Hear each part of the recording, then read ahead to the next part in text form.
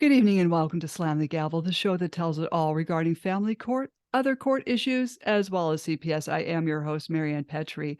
I have a brand new guest on. Her name is Geralyn Lambou. Now, her father, Victor Lambou, who was 93 years old, well, in April of 2022, he had dementia and was isolated for over 3 years. The three mentioned in the affidavit isolated, medicated him, changed all of his estate documents, and liquidated his estate. The family found out where he lived, and all those that visited him were told to leave. Otherwise, they would call the police for trespassing, even though their father would ask for them to visit. In 3 years, they moved their father to 4 different places. The family would find out where he was, but on the third move, the family could not find him. So the father was missing for quite some time. On October 10th, 2022, Geraldine was notified through the same court they were fighting this guardianship case in that their father had passed away August 20th, 2022, 7 weeks later after the fact. Now the family knew where he had lived and the funeral home who buried him. The family called the last place he lived, and they were told that the guardian told them she was his daughter, and the funeral home was told he had no family. I welcome you to the show, Geralyn Lambou. I'm very sorry this has happened. He had dementia for 3 years and was isolated. How did all this evolve? Oh, and first of all, thank you for having me. It started after my mother passed away. She passed away November of 2017. And at the time, my nephew had moved in to help take care of her because they were elder and dad couldn't physically pick mom up if needed. And he was a young, strong man. So, unfortunately, and I might get choked up, a month after my mother died, Jacob passed away um, through some unusual circumstances. My son was, his family was living in Louisiana with me, and they've got 2 little girls. Kerry is my son. He would go back and forth from Florida to Louisiana and help out. Um, he found Jacob on the porch. And so Jacob was no longer available to stay with dad, and Kerry had to go back to Louisiana to work and support his family. Um, Dad begged and begged me to come and stay there, so I quit my job and I moved to Florida and stayed with him. At that time, I realized he was getting worse and doing such strange things. His driving was getting erratic, and I decided I would bring him to the doctor. Dad, of course, protested even going to the doctor, but I did call his physician up, and he had left, and so I had to find another doctor. A friend of my parents, who I stayed in touch with, um, recommended this person, and that person I called, and he recommended a doctor, Dr. Katz, and he got the appointment for dad, and we went in, and he I was told by the doctor they did a mocha test on him, and he had a 19 out of a possible 30. um, Dad continued to get worse, and he probably they thought maybe he had a UTI because he was getting very paranoid and he was hard to handle. um, so I was going to this person and his wife for advice. He was a retired doctor. And we, I had nanny cams in there to protect dad, to make sure if he fell, that if I wasn't there, we could get help for him. And there was a cleaning lady that would come in that I didn't trust because she was taking things to my mom's. We would find them, my mom's belongings at her house. I mean, they were incidental items, but because of that, we didn't trust her. Anyway, at one point, the dad was getting so bad, this retired doctor recommended him going into a facility to calm him down and get him away from the Marianne, his cleaning lady. And she was there a lot. So when I wasn't there, she was there. She'd be there for like about 8 hours and then go home. But while I wasn't there one time, through the nanny cams, I found Howard Kessler. Oh, excuse me. I found this gentleman having dad sign documents without even looking at it, and that was suspect to me. And lots of incidental things that they said. His wife said, that she was a professional guardian, and that anybody who had dementia, she wouldn't treat them for anything. If they got pneumonia, she wouldn't treat them. She would just let them die. But so things like that made me highly suspicious. And then they decided, even though I had DPOA, they were going to put him in a facility for a week or two. And I agreed to that. So thinking it would calm my father down and he'd come home. Well, and they wouldn't tell me where he was because the lawyer said, well, we want him to trust us. And anyway, 2 weeks went by. The lawyer was telling me to get his license pulled and to put his investments into the trust. And you think you can trust these people, a retired doctor, a lawyer. You think they're going to do what's in the best interest of your father and his family. Well, at one point, I get a phone call from the lawyer saying, we're going to put him in a facility full time. And I said, no, he needs to come home. And anyway, they didn't abide by my decision. And they came on the 17th to pick up all his stuff, not all of his stuff, but some of his stuff to go into a facility. It was then that and because of other things that were happening that were suspicious, I thought, I can't trust these people. Mm-hmm. Well, he went into a home. I went to visit him. And all this time I thought I still had power of attorney, durable power of attorney. And well, who changes estate papers? I didn't know anything about guardianship. I didn't know anybody could change estate papers. I went to try and visit Dad, and well, I did visit Dad, and I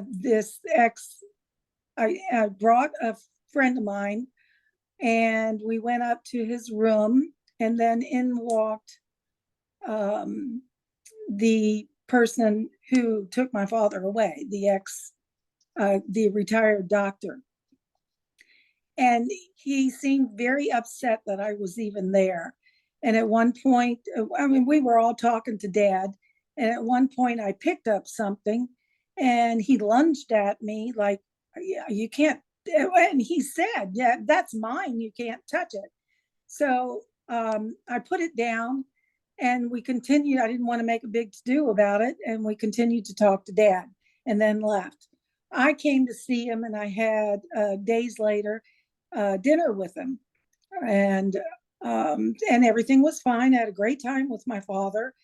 The third time I went there, I brought him coats because it was getting chilly and he didn't have anything warm to put on.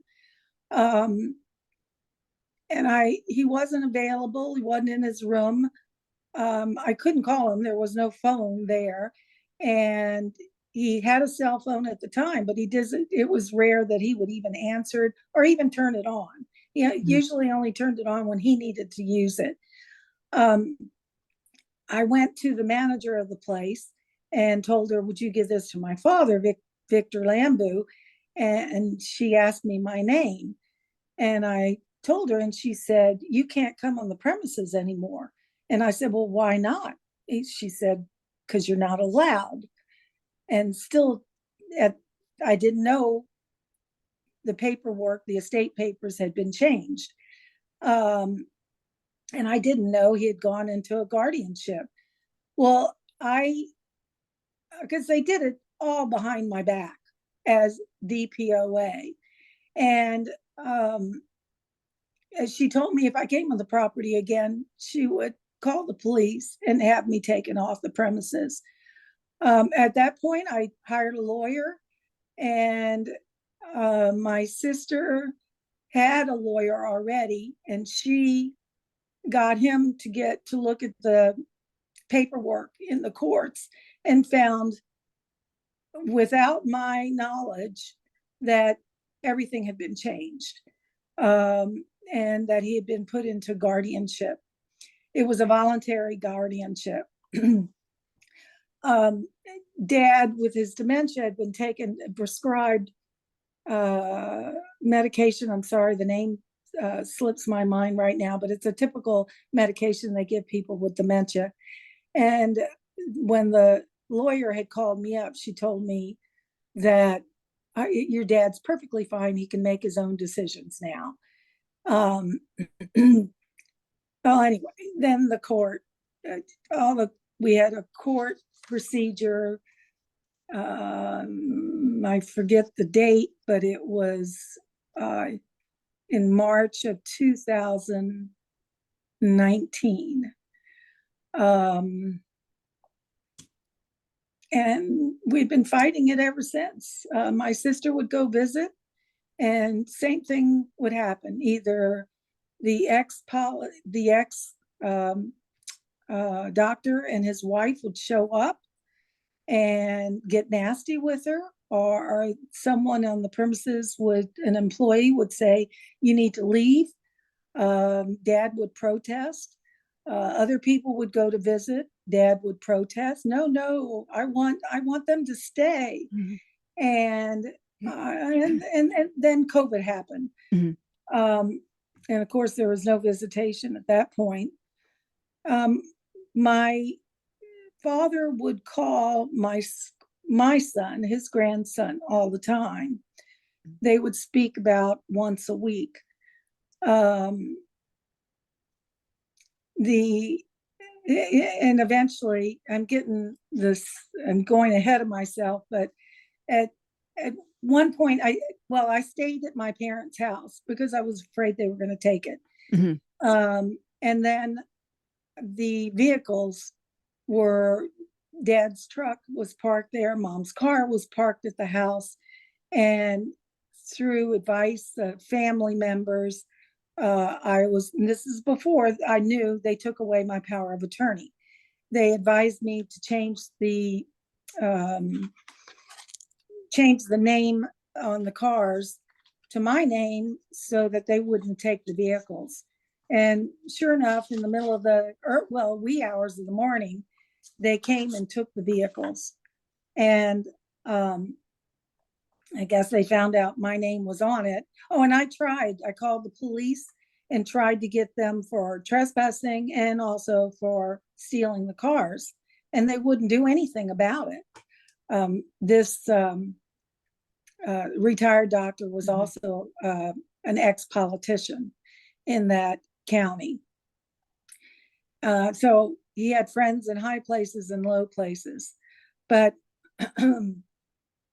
later I got charged with auto theft, and I'm still fighting that. That hasn't gone away yet. But Danita and we continued to, through the years, 3 years, we fought it in the courts. And anytime we brought anything in, it would be, they would rule against us. The doctor that deemed him with dementia came in and testified and said that he was capable of making his own decisions. And I mean, we got shot down every single time. We went through, I think, 4 different judges, and we're now at a state where we're at another judge. So we'll see the next time we have a hearing. It's just fighting it in the courts is a slow process. And, you know, most people that are in guardianship, that are in the guardianship, they usually pass away. It's rare that I've heard of anybody getting out of it. Do you have any Yeah, more questions? you know, when you were in court last, who else testified? They just went off this retired doctor? Was there anyone, any experts or anyone else saying that, you know, "Hey, someone with dementia, they can't make their own decisions"? Well, we had expert witnesses to testify. However, they were shot down, and the attorney that was my father's attorney is well known in that area, and she is, to put it nicely, a bully. And she seemed to get her way with everything. And the witnesses that we had, they got shot down just like we got shot down. We didn't win anything in the courts. Now, when he passed, they just blew this off and not obviously didn't tell you till much later. Well, 7 weeks Yeah. went by, and I got a notice from the e-service for the courts, the suggestion of death. And you know, I knew his mother lived to 98, so I thought maybe Dad would live that long and we'd be able to get him out before. The saddest thing of all is that he died without his family being with him, saying goodbye to him. You know, to heck with the money. I mean, they took it all. They sold his house without, we didn't see anything go through the court for permission. They sold his cars.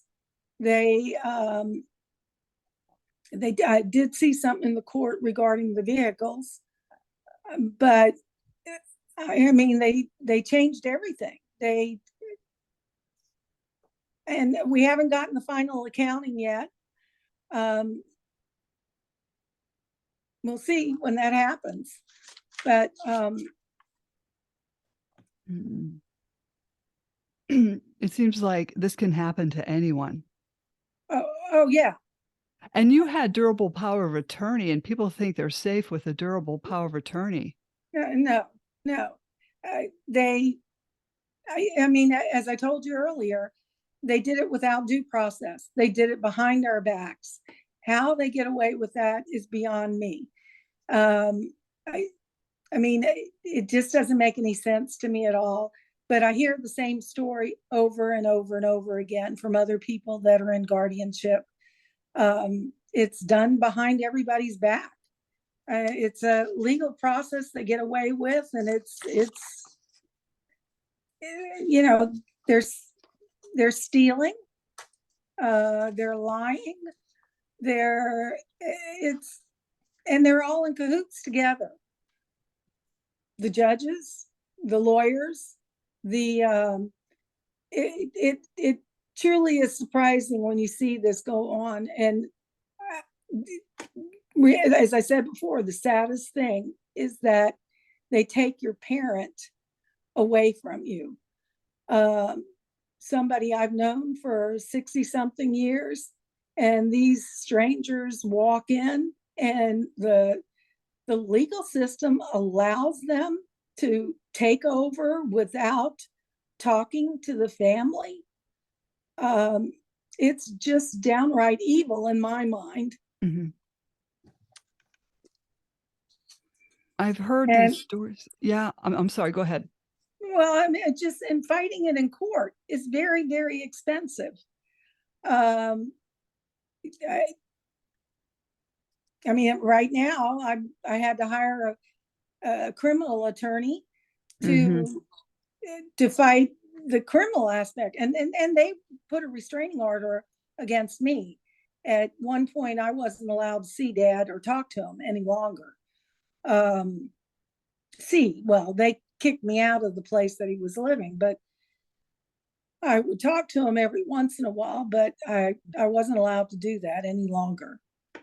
Not even talk to him on the phone? No, no, not allowed to. Well, they eventually, my son was talking to him um, uh, pretty much on a regular basis, and regular, I mean, once a week. And then other relatives would call him up and talk to him too, if he called them back. But his cell phone must have been taken away from him because the Mhm. cell phone wasn't working any longer at one point. Mm. And then you'd call where he lived and ask to speak to him, and they'd say we'll give him a message, and nothing happens, no return phone calls. And at one point they called, and he was no longer there. Mhm. Mhm. He stayed in Cherry Laurel he first went to Tapestry for a month, and then he went to Cherry Laurel. He was there, I think, about, give or take, 2 years and some months. And then we couldn't find him. He was missing.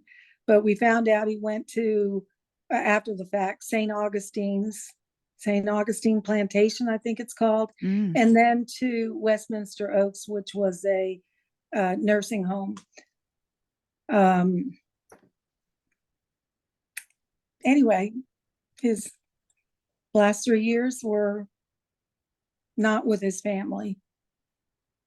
I was thinking, well, I know this might sound stupid, but what would have happened if you had him listed as a missing person?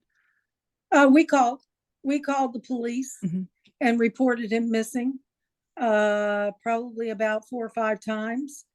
Uh, they would talk to the guardian, and then we weren't even allowed to know where he was, how he was. They were told not to tell us anything.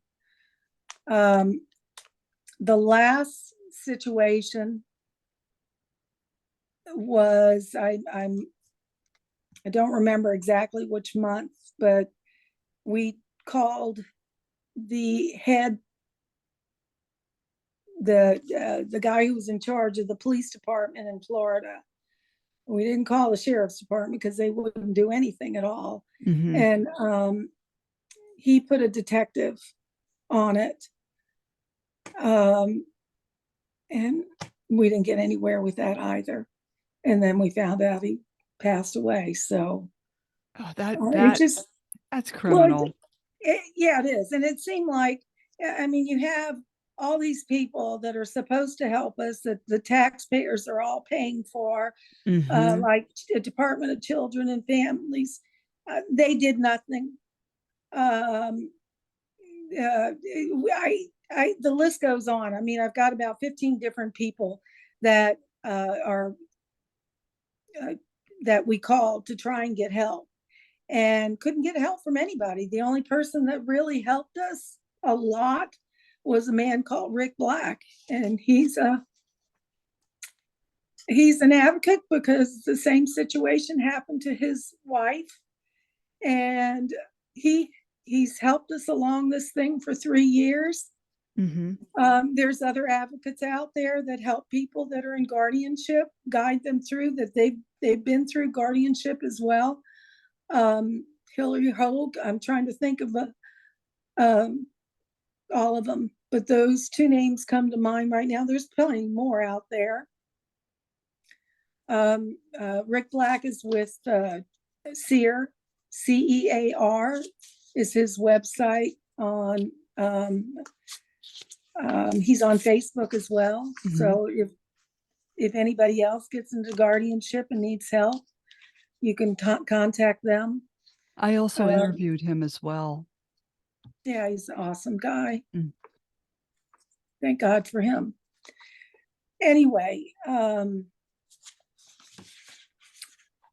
You know, what did Rick Black think of this? When did you notify him or even find out Rick Black was around to help? Was it too late or was it after no, the fact? it was in the beginning stages, and I'm trying to find out. Remember, I think we heard about somebody, and we got on the telephone with them, and Rick Black was there. 3 years ago, I just can't remember. Mhm. And with all the stuff that was going on with court and my father, and the emotional aspect it did to the family, Mhm. there are certain things I can't remember. Rick Black might remember, but I can't. Oh, But he's been with us practically the whole time. well, that's good. I know these guardianships, it seems that once you're in, you can't get out. No, and something needs to be done to change the laws, especially the isolation. Mhm. The isolation is the worst part. I mean, it's just, you think about what the my father went through. His kids aren't coming to see him. They tell him stories like we're suing him, and so you legally can't talk to them. And after COVID ended, he wanted to go. Well, he wanted to go home the whole time. He told my son that. He told my sister that. We knew his end of life wishes, and that was to be in his home Mhm. and with his nursery. Dad was a research scientist with EPA, and his field of study was the wetlands. And after he retired, he started a nursery with flowers, wetland flowers, and he lived on 10 acres, and his nursery was about 2 acres, if I had to guess, Mhm. and absolutely beautiful flowers.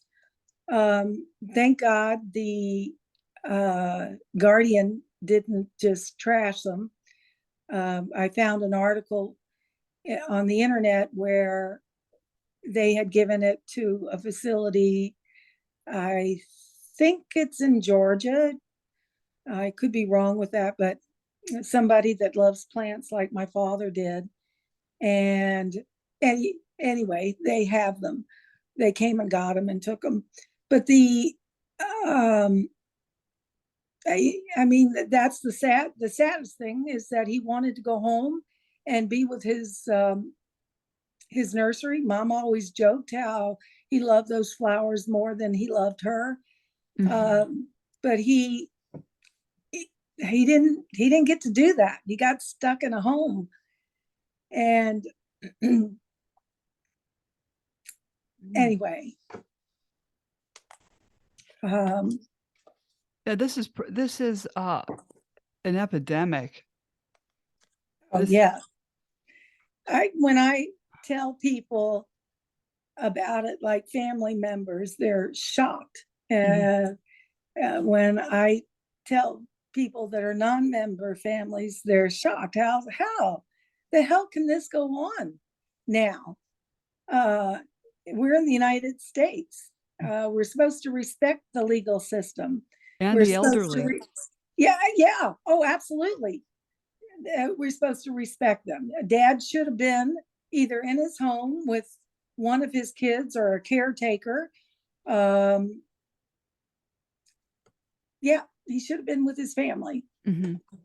and he wasn't allowed. No, well, it comes down to greed. It comes down, they want the money. Mhm. They sold Dad's house. They sold his vehicles. And Dad's house, they sold it under market.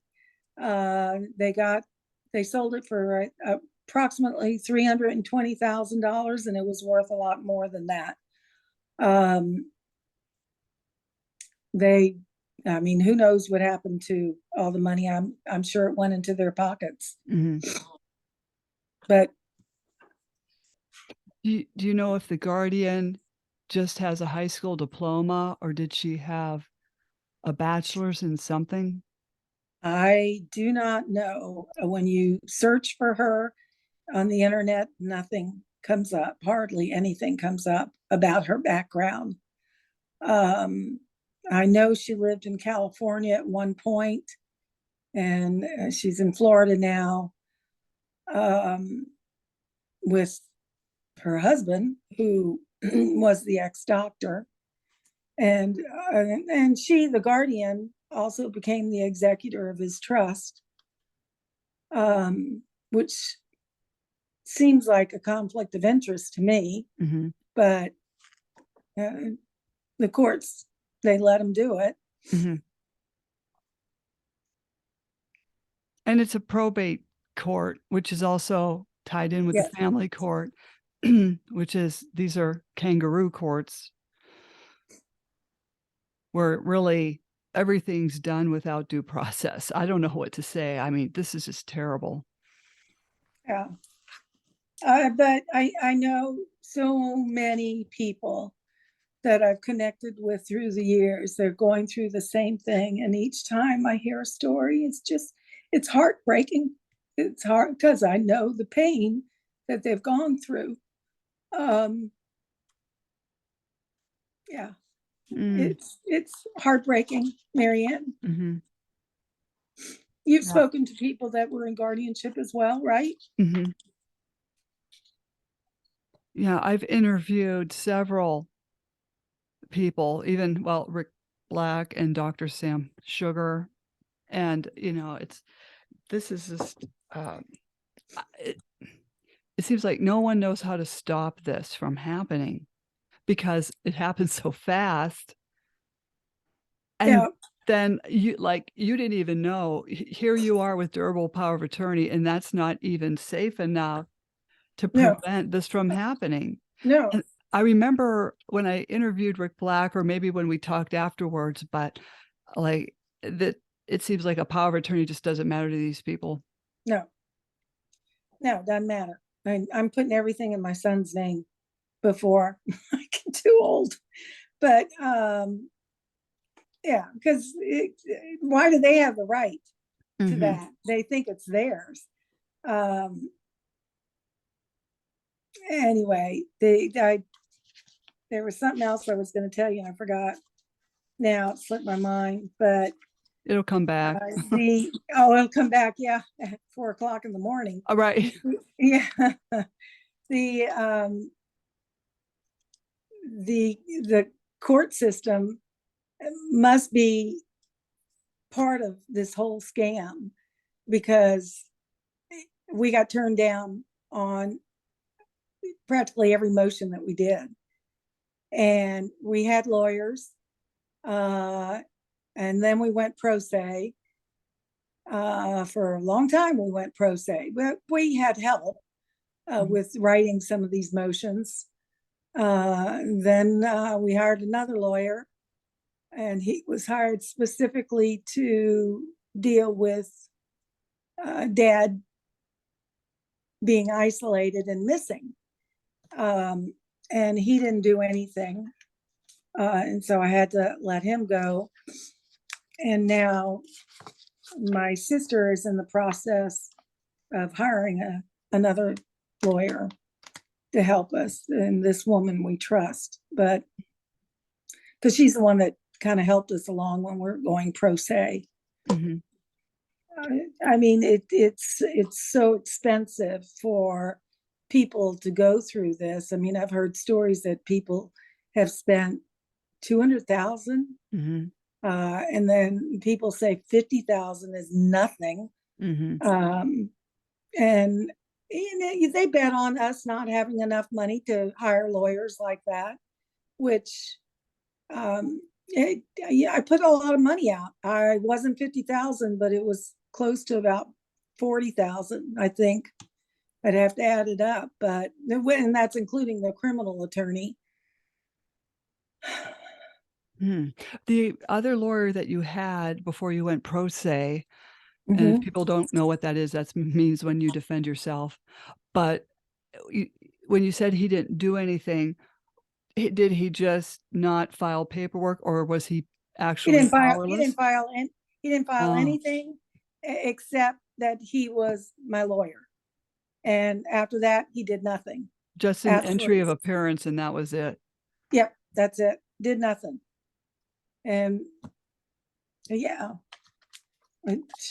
I'm hearing this from Anyway, a lot of people, that these attorneys don't do they anything. don't do anything. And oh, this is something that I forgot I was going to tell you. The I sent probably within the family 5, 6 bar complaints to the Florida bar, and nothing. Mm-hmm. They shot them all down. Rick Black did a complaint also, and they shot him down at first, and he went back at him, and he got. They were going to look into it at that point, but they got shot down again. They stand up for each other. Mm-hmm. The bar, in my opinion, should be not of their peers, but of someone that can really look at it and make sure they're doing the right thing. Mm-hmm. It shouldn't be lawyers Right. on the bar. Well, I'm not saying there shouldn't be any lawyers on the bar, but there should be other people that can watch what they're doing. Because the lawyer that Dad had, you know, I can't say. You know, I choose not to say at this time. mm-hmm.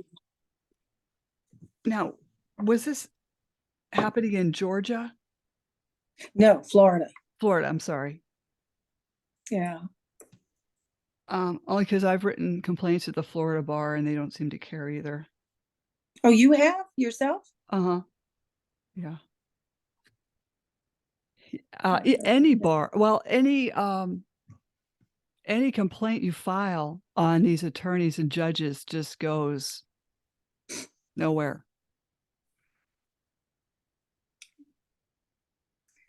Well, there should be somebody looking Mhm. over them to make sure that they're doing what's right.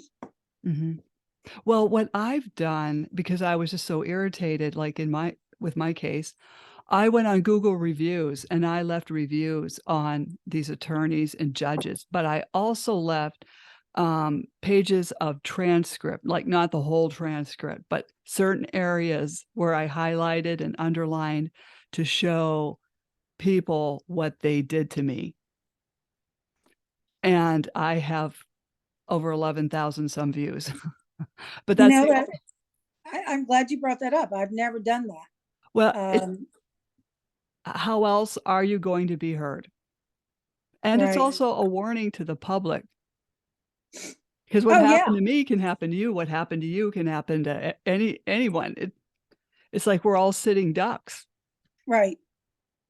Right. Well, on Facebook, there's a whole bunch of us, and we keep telling each other we got to stick together. We got to be loud.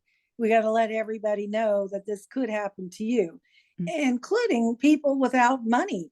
There are cases I've heard of where you're just getting Social Security, and I can't remember the woman's name, but she got caught, and I believe it was in Florida. Mhm. She had I could be wrong about the state. She was a guardian to over 200 people Mhm. and driving a very expensive car. I may be wrong with the how many people there were, but she was guardian to people that were just on Social Security, if I remember Mhm. the facts right. And she was making lots of money. I I mean, remember hearing about that too. was it in Florida? Do you remember? I think it was in Florida, and Yeah. it was like 200, people she was supposedly taking care of and doing what she should be doing, but wasn't. Yeah. Well, and that's another group of people that we went to, the people that are in charge of the guardians. And we complained about our guardian over and over again, and they can't do anything because she's not registered with them. So there's Oh, no oversight, there, no oversight at all. And I think you have to be registered if you have more than a certain amount of client wards, I should say, they call them wards. Um, but how do you know that? I don't know how yeah. many wards that Dad's guardian had.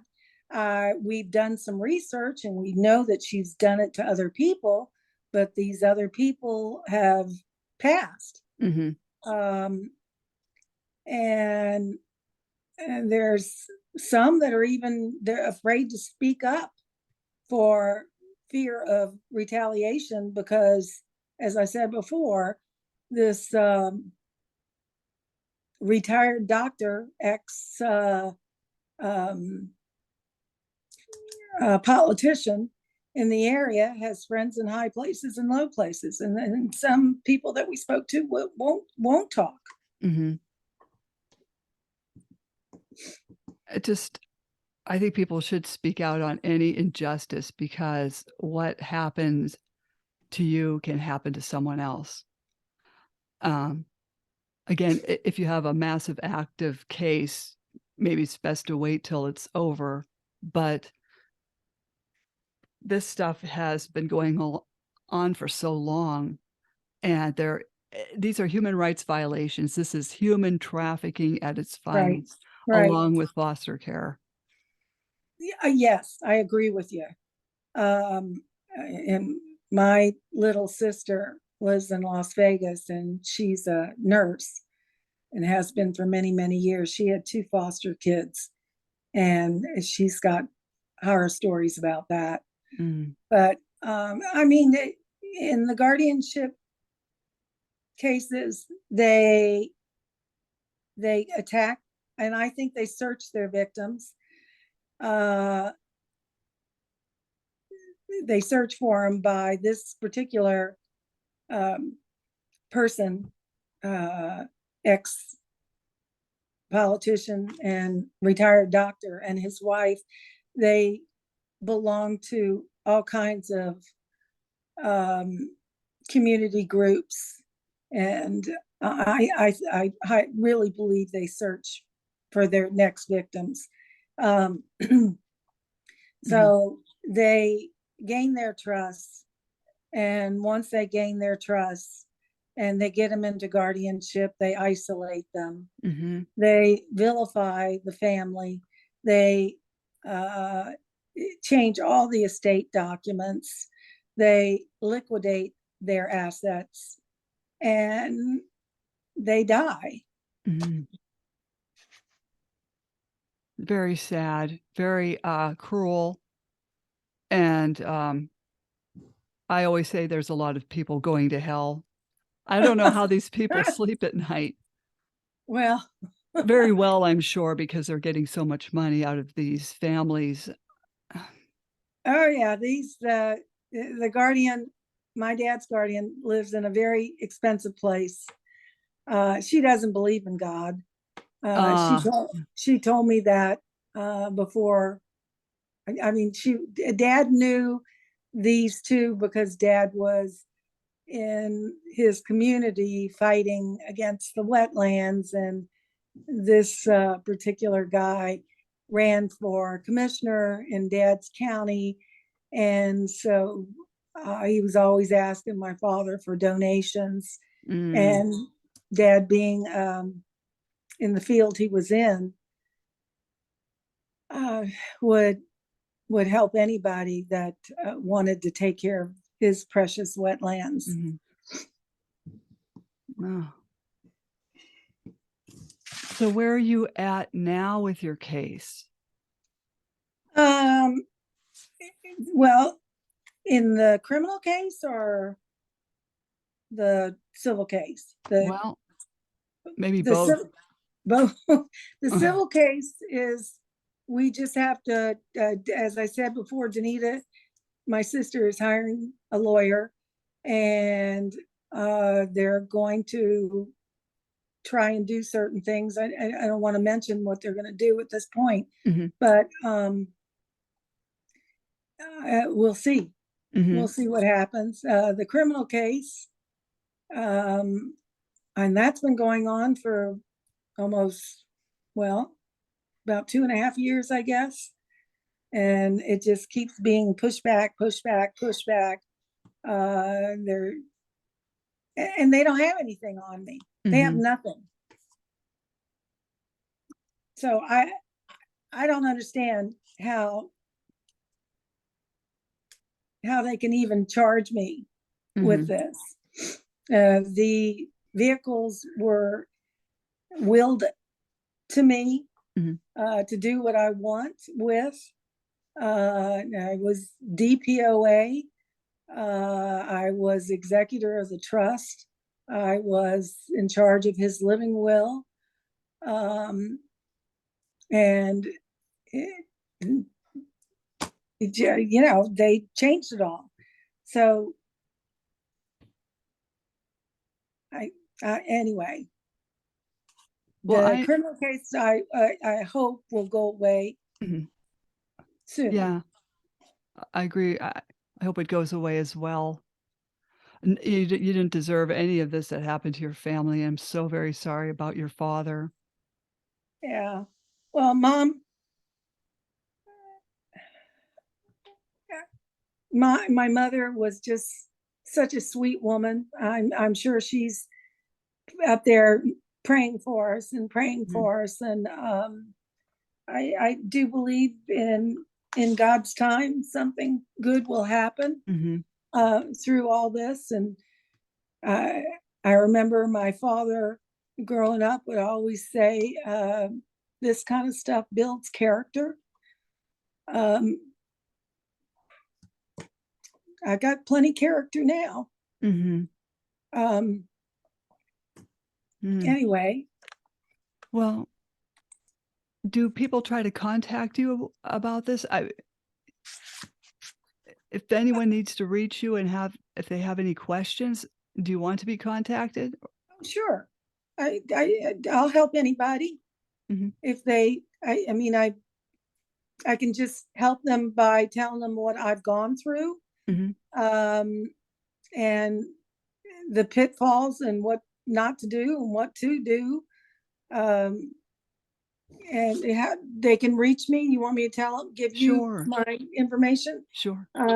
My email address is G as in George, R as in Roger, Lambou, L, A as in Apple, M as in Mom, B as in Boy, O as in Open, U as in Up @gmail.com. And my phone number is 323. Oh, wait a minute. I don't know if you want to give that out here. Oh, okay. Okay. I'm just trying to, you may get phone calls and phone calls. You know what I mean? Okay. Thanks for warning me. Even though all this has happened to us, I still have a little bit of trust in people. But now it's like we have to teach people not to trust people. Yeah. Oh my goodness. I tell you not to trust lawyers. Yeah. I'm sure there's plenty of good ones out there, but I haven't seen too many of them. Well, I'm glad you came on, and I'd like to have you back on for an update. Oh, sure. in the future, because Oh, I'm sure. sure people wanna Anytime. know what happened. Oh, sure. Thank you, Mary Ann. I'd be happy to. Okay. Um, yeah, God bless you. I'm glad you're doing this kind of stuff. Mm, And thank you. I thank you for having me on. Well, thank you for Appreciate it. having the courage to come on and explain what happened to you and your family. Yeah. Well, It I, sorry. It's okay. We'll tell you It, what, what? don't jump off, okay? Okay. Slam the Gavel is a podcast to help the public understand what really goes on in these family courtrooms. I am your host, Mary Ann Petrie, author of Dismantling Family Court Corruption, Why Taking the Kids Was Not Enough, and Cry Out for Justice, Poems of Truth. Please join us again here in the future with Geralyn and other exciting guests. Thank you so much, Geralyn. Oh, yeah. Thanks for having me. Okay.